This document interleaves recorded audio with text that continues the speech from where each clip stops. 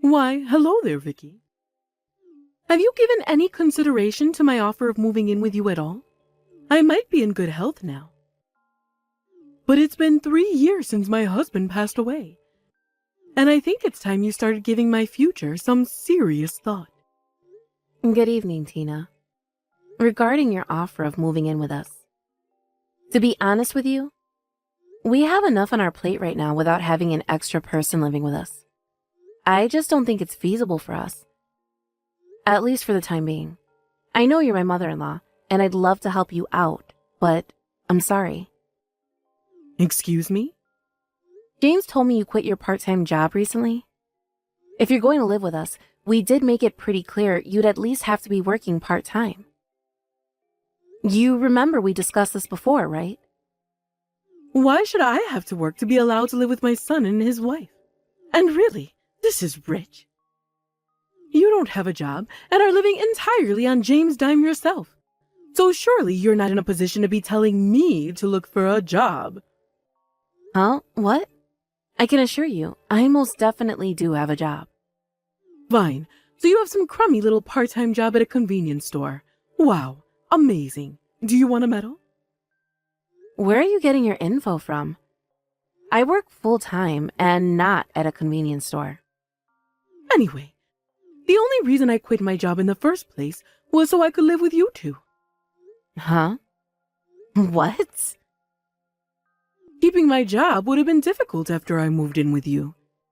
The commute from your house would have taken me a whole hour on the train, which left me with no choice but to quit. Couldn't you have them transfer you to another branch or something? I'm sure quitting wasn't the only option. Stop answering me back and let me move in with you. We already decided on this, you insolent little upstart. I get that having 3 of us cooped up in your little apartment would probably be difficult, which is why you need to move into a fully detached house immediately. Either that, or find a bigger apartment.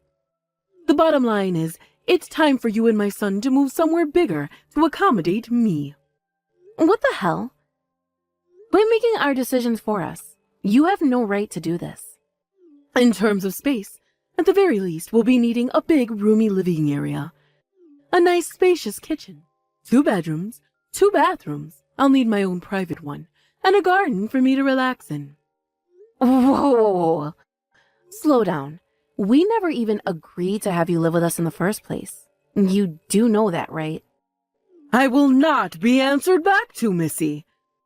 I suggest you get house hunting this instant if you know what's good for you. Don't worry, I'll be thoroughly hashing this out with my son. He's a good boy, so he's sure to have my side. Excellent, that settles it. Start packing your things together in preparation for the move, dear. You don't get to decide this.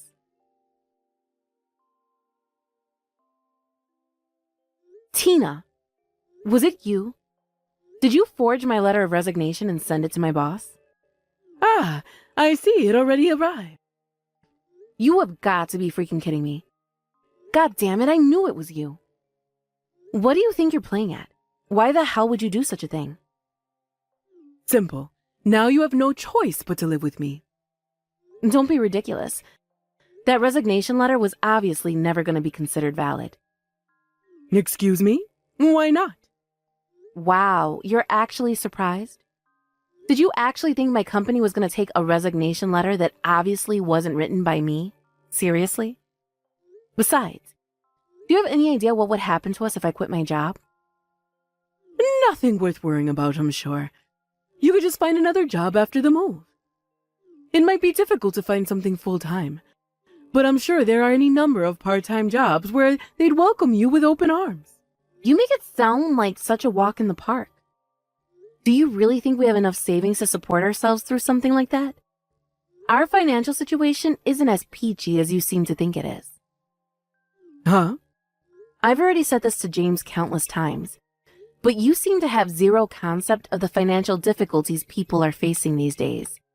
And you clearly have no interest in finding work yourself.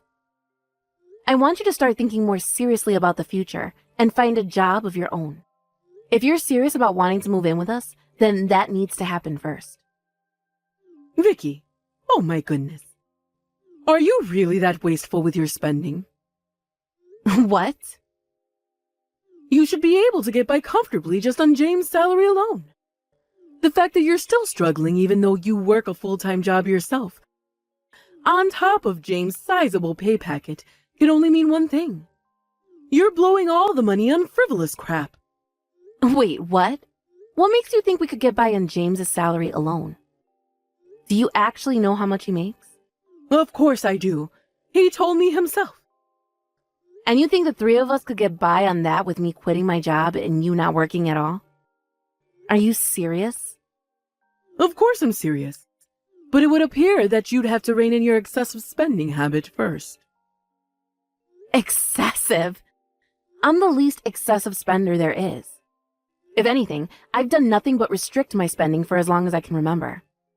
It's hard to believe you'd need to restrict your spending considering how much money my son makes.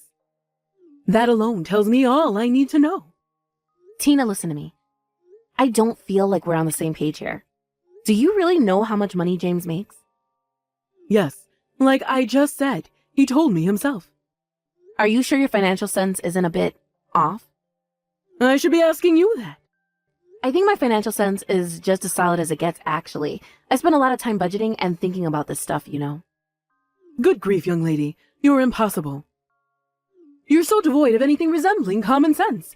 I may as well be talking to a plant pot. I'll be discussing this with James in person. Now that you mention it, he's been at your house a lot recently, hasn't he? Why, yes, he has. I've been letting him stay here.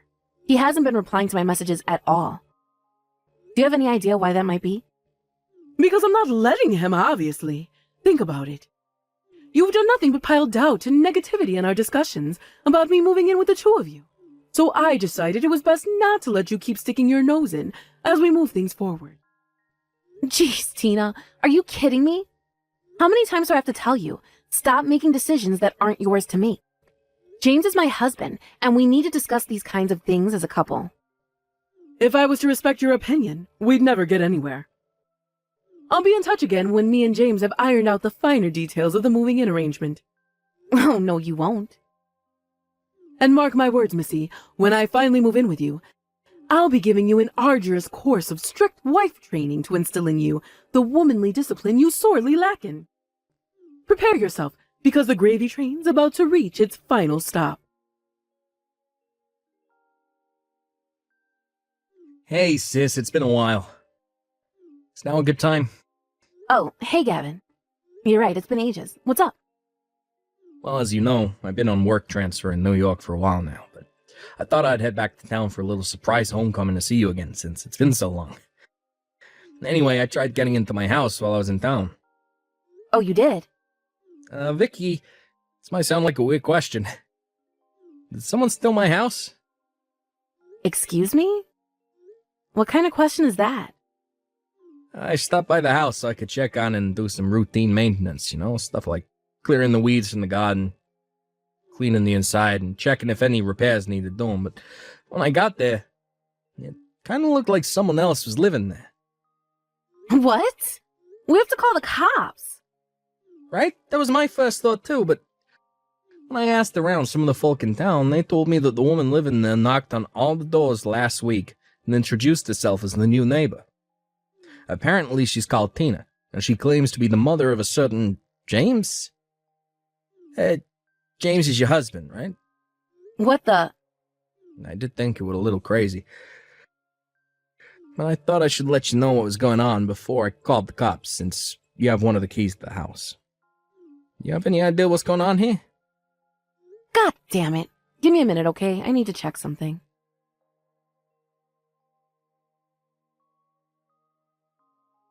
I'm sorry, Gavin. I let my guard down. What happened? The house key I left in the safe. It's gone. Me and James are the only people who know the code to that safe. So the only explanation I can think of is that he took it and let himself and his mom in. But why would he do something like that without telling you? Listen, you don't know about any of this, but his mom has been obsessed with the idea of moving in with us lately. She's like a woman possessed. When I told her she had to get a job so she could contribute to the household finances if she wanted to live with us, she quit the part-time job she'd had for years and insisted that when she moved in, there'd be no need for her to work anymore. What? But you're working full-time yourself now, right? It's been a while, but I remember when we last spoke, you guys were living from paycheck to paycheck and struggling to keep on top of the utilities and grocery bills. And your unemployed mother-in-law thinks she can just waltz into that situation, start living with you, without contributing anything. I did try and explain that to her, but we constantly had our wires crossed because she didn't seem to understand the fundamental logic behind what I was saying. And James, despite being the only person who had the ability to put all this nonsense to bed in a heartbeat, has been staying exclusively at his mom's place and not responding to any of my messages lately. So here I am, stuck banging my head against a brick wall, trying to get through to his stubborn mother while not making a single inch of process in the whole thing.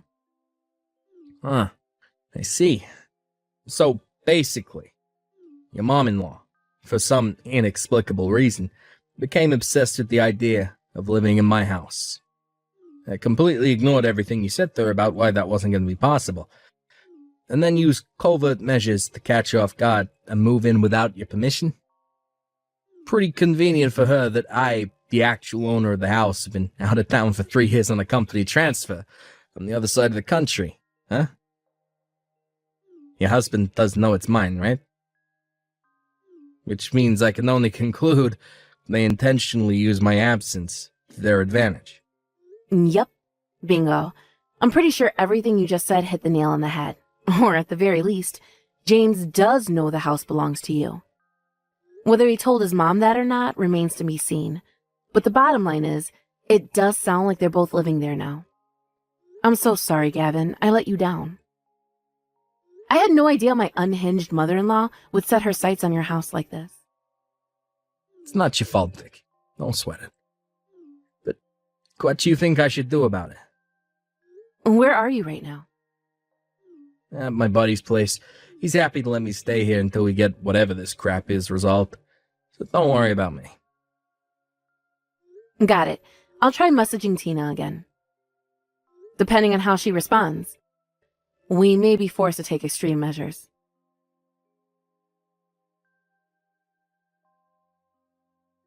Tina, I heard you already moved house. Where did you end up going exactly? Oh, Vicky. Good timing. I was just about to message you. Is it fair to assume James is living with you at your new place? Yes.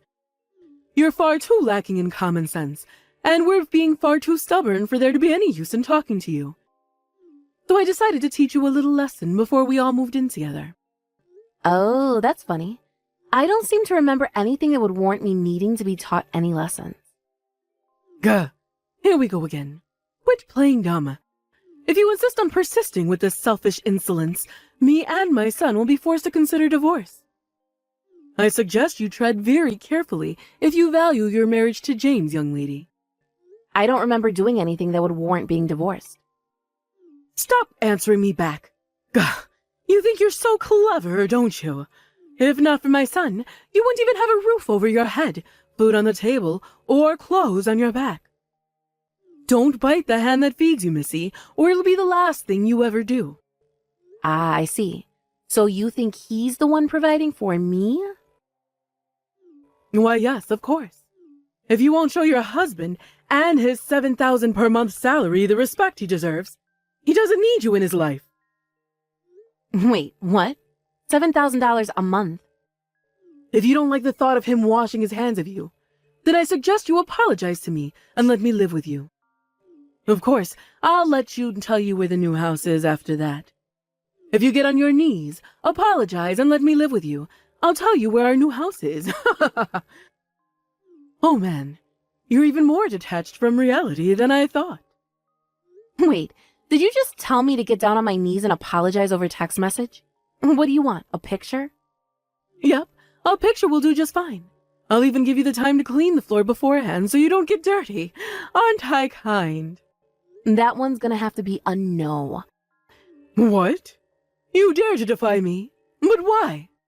Because I have no reason to do that. Vicky, you really are the most stubborn person I've ever met. Do you want my son to divorce you? I mean it. He'll do it. Yes, actually, I do. I've had enough of this crap. What? Sure thing. Divorce with my $700 a month salary husband is A-okay with me. Excuse me? $700? Yes, that's how much James brings home every month. $700. He does only work part-time at a convenience store after all. Wait a second. What in God's name are you talking about? James's salary is $7,000 a month. Where did you hear that? James told me himself. When I asked him how much he makes, he made a 7 with his fingers. So basically, he never actually verbalized this $7,000 figure you seem to be obsessed with. Huh? For some reason, it never occurred to you that him showing you a 7 could mean $700, did it? Incredibly, you immediately managed to convince yourself he was talking thousands without even getting confirmation. James makes $700 a month, and that's the cold, hard truth of the matter. To think you kicked up such a fuss over such a ridiculous misunderstanding. You know what? If James is the kind of guy who would let his mother get away with acting like this, then he's not the kind of person I need in my life. He can disappear and we can never see each other again for all I care. Fine. Have it your way. I don't need a daughter-in-law like you pathological liar. Great. Divorce it is. Let's do this. Fantastic. I couldn't be happier. Now, without you getting in our way, my dream can finally become a reality. This means me and James get to live in the fully detached 3-bedroom house with a 1-acre back garden and swimming pool he bought without any of your unwanted meddling. Unfortunately for you, it doesn't mean that at all. You'll be returning that house to its rightful owner. Huh? Return it? To its rightful owner?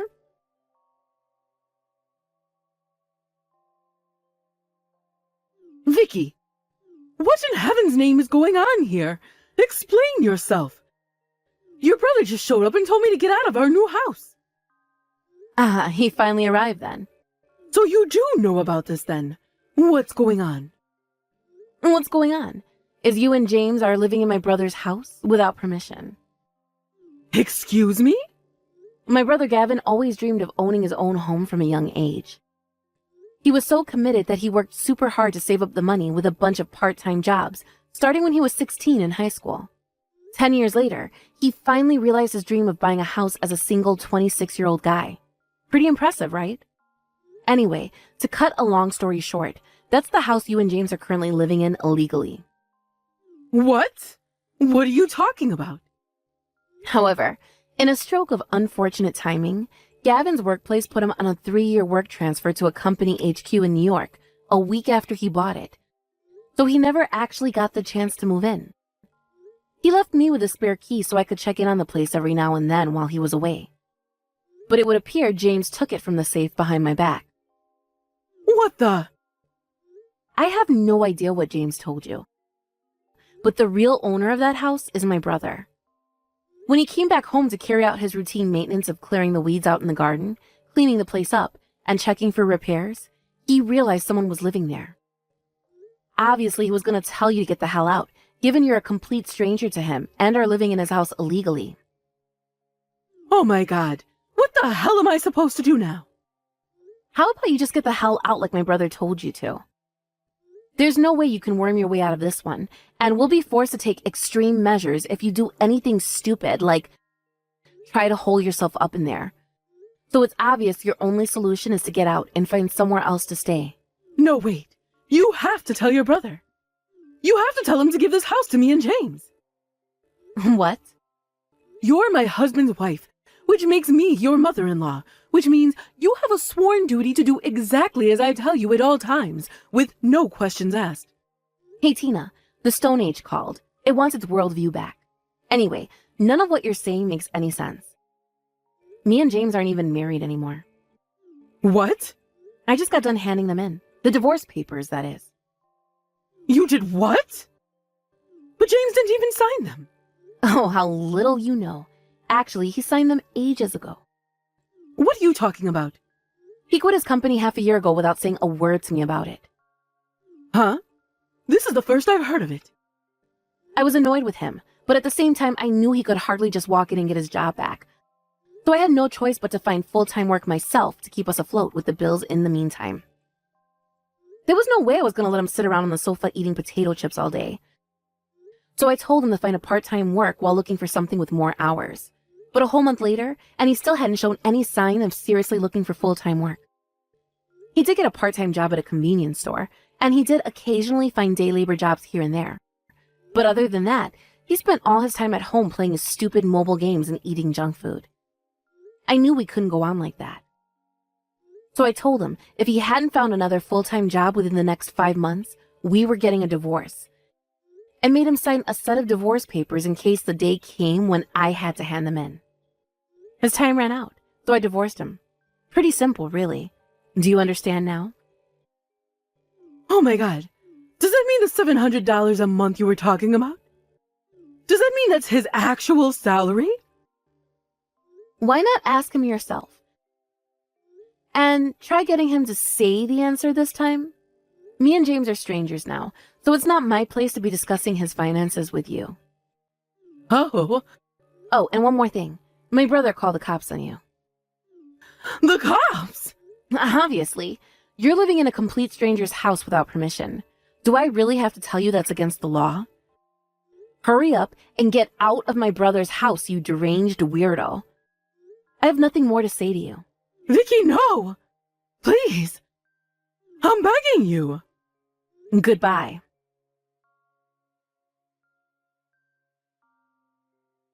Hey, sis. How are things going on your end? Great. My new apartment is ready to be moved into. Now all I gotta do is pack my things. I see. Nice. What are you gonna do about your house? It's kind of sad such a huge damper got put on things before you even got the chance to move in. Right? Look, that's what I messaged you to talk about, actually. Turns out I had a little unforeseen stroke of luck. The price of land in the area shot up recently, so luckily I was able to sell it for pretty much the same price as I bought it for. Wow, really? That's great. I got my compensation, or rather my inconvenience money from a unwelcome guest. So once my placement in New York is over, I'm gonna find something even better. I see. I'm so relieved you didn't suffer any losses as a result of this whole thing. No kidding. Look, it's gonna be a fresh start for you too, right sis? I'm so excited to see how things turn out for you. Good luck. Thanks. Alright, well, I'll catch you later. Hey, tell you what, how about we hang out together at your new place once things calm down for me at work? I can't promise when that'll be, but let's make it happen. That sounds great. Let's do it. See you later. Tina and James got taken away in the back of a cop car after my last message. Then, they were taken to Tina's uncle's place out in the countryside after calling him from the police station in a desperate panic. Needless to say, he wasn't pleased about having to drive 6 hours to bail his niece out of a jail cell. Apparently, James lied to his mom about having just bought a new house. Between that and the whole issue with the mistaking of $700 for $7,000, relations between mother and son disintegrated, and they began fighting every single day. Their uncle, who they were now living with, was already furious about having them to bail them out and put up at his house. A former kickboxer, he roundhouse kicked James across the room in a rage before ordering the two of them to find jobs ASAP on threat of being kicked out and made homeless. With the disappearance of the terrible two from my life, peace and harmony was restored to my existence. And not only that, but the company I've been working for offered me a proper long-term contract, replete with tons of added employment benefits. Which meant I was able to kickstart my new life from a place of safety and security. Woohoo! And by the way, my ex-mother-in-law showed up and kicked the front door down on my brother's old house one day. 3 months after he sold it. Needless to say, she was charged a hefty sum in damages by the landlord and taken away in the back of a cop car. Again.